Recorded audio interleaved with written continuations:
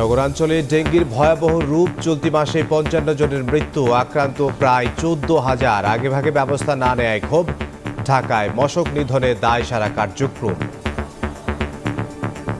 কয়েকদিন পর পর একটু আসে ধোয়া দেয়, সেই ধোয়ায় তো শুধু খালি মশা উড়ে, মশা তো আর মরে না। দুর্ভাগ্য আমাদের যে সিটি কর্পোরেশনের কোনো দৃশ্যমান কোনো কর্মকাণ্ড আমাদের চোখে পড়ছে না।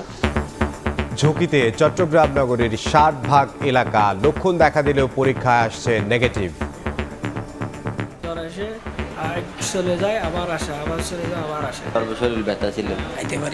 জুন থেকে যে অক্টোবর নভেম্বর পর্যন্ত যে সমস্ত রোগীগুলো জ্বর নিয়ে আসবে, জ্বর হবে, প্রথমে আমাকে একটা ডেঙ্গু রোগী কিনা এটা বুঝতে হবে। অতিরিক্ত বমি, পেট ব্যথা বা শরীরে কোনো জায়গা থেকে রক্তপাত হলে অবশ্যই আপনারা দ্রুত চিকিৎসকের পরামর্শ নিয়ে।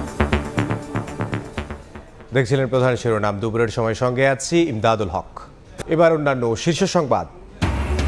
বাংলাদেশকে $৩৫০ কোটি ঋণ দেবে বিশ্বব্যাংক, প্রধান উপদেষ্টার সঙ্গে প্রেসিডেন্টের বৈঠক, বিনিয়োগে আগ্রহ প্রকাশ চীনা পররাষ্ট্রমন্ত্রীর।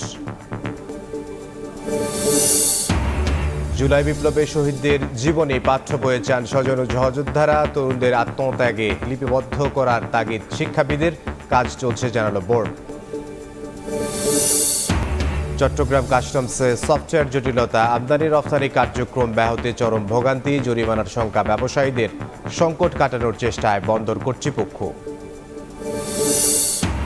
এবং লেবাননে এবার স্থল অভিযানের পরিকল্পনা ইসরায়েলের, একদিনে নিহত ৮১, আহত ৪ শতাধিক, ২১ দিনের জন্য যুদ্ধবিরতির আহ্বান যুক্তরাষ্ট্রসহ পশ্চিমাদের।